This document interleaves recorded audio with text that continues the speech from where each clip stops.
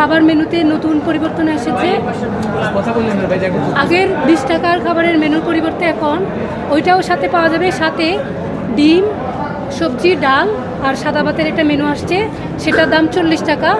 এবং মুরগি, সাদা ভাত, ডাল, সবজি, সেটার দাম রেখেছে 55 টাকা।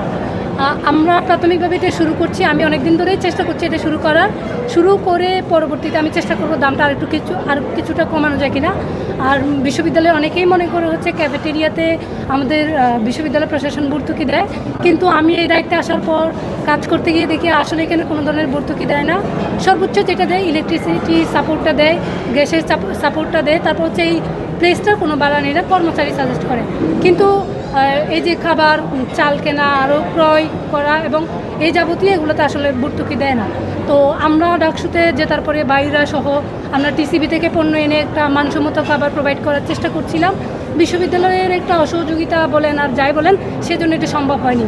আমি মনে করি যে টিসিবির পণ্য এনে যদি আমরা এই খাবারটা শুরু করতে পারতাম, তাহলে আমাদের দামটা আর একটু কমের মধ্যে থাকতো, 30 টাকার মধ্যে রাখা সম্ভব হতো বলে মনে করি। আর সেই সাথে আমরা আজকে টিএসসি ক্যাফেটেরিয়ায় ফিমেলদের জন্য একটা জোন করেছি। আপনারা হয়তো অনেকেই জানেন যে ডাকসু ক্যাফেটেরিয়া তথা কলাভবন যে ক্যাফেটেরিয়া, সেটাতে মেয়েদের জন্য ছোটো একটা আলাদা রুম আছে। তো সেক্ষেত্রে মেয়েরা ওখানে তেমন কোনো প্রবলেম ফেস করে না। কিন্তু টিএসসির মতো একটা জায়গায় যেখানে হাজার হাজার শিক্ষার্থী আসেন, সেখানে আসলে মেয়েদের জন্য কোনো আলাদা করে কোনো ফ্যাসিলিটি নেই। সেক্ষেত্রে যারা হিজাবি বোন আছে অথবা যারা আসলে মাইগ্রেনের ব্যথা নিয়ে আসেন, তারা একটু চায় যে একটু বাতাস খাবে, রেস্ট নেবে, সেই সুযোগটা তাদের হয় না। তাদের অনেকের দাবির প্রেক্ষিতেই আমি ফিমেলদের জন্য একটা জোন করার চেষ্টা করেছি। আমি চেষ্টা করছিলাম এটা একটু মানসম্মত গ্লাস দিয়ে বা আরও কার্ডবোর্ড দিয়ে একটা রুম করা যায় কিনা, কিন্তু আমাদের যেহেতু ডাকসু থেকেও বাজেট ততটা নেই, প্রশাসন থেকে দেয়নি, সেক্ষেত্রে আমি পর্দা দিয়ে শুরু করেছি। আশা করব আমি পর্দা দিয়ে করেছি, পরবর্তী জেনারেশন যারা আসবে তারা এটাকে আরও মানসম্মত করে দিবে। আমার আরও একটা বিষয় বলার ছিল, সেটা হচ্ছে আমরা ইদানিং দেখতে পাচ্ছি বিভিন্ন ক্যান্টিনে, বিশেষ করে হল ক্যান্টিনগুলোতে অনেক ধরনের অনিয়ম বা অস্বাস্থ্যকর পরিবেশ আমরা দেখতে পাচ্ছি। কিন্তু আমরা আমাদের জায়গা থেকে ডাকসু তো কাউকে চাইলেই শাস্তি দিতে পারে না।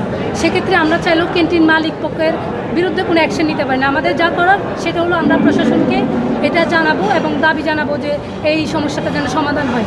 সেই ক্ষেত্রে ফরহাদ ভাই সহ আমরা ডাকসু টিম, আমরা একটা টিম আছি যারা ফুড সেফটি নিয়ে কাজ করি। তারা সবাই বিশ্ববিদ্যালয় প্রশাসন, ডিসি, প্রভিসি স্যার সহ বিশ্ববিদ্যালয়ের যতগুলো হল আছে সবগুলো প্রপোজ নিয়ে বসেছিলাম। তারা আমাদেরকে আশ্বাস দিয়েছিল যে তারা একটা ফুড সেফটি কমিটি বা মনিটরিং কমিটি গঠন করবে। সেই কমিটি থেকেই বিভিন্ন হল, বিশ্ববিদ্যালয় এরিয়ার যে ক্যান্টিন, ক্যাফেটেরিয়া সবগুলোর মান নিয়ন্ত্রণে এবং স্বাস্থ্যকর পরিবেশ নিশ্চিত করার জন্য কাজ করবে। কিন্তু আমাদের সাথে যেই দিন মিটিংয়ে বসছিল, এই দিন কথা দিলেও এখনও পর্যন্ত সেই কমিটির কোনো ফিডব্যাক আমরা পাইনি, কমিটিও গঠন করা হয়নি।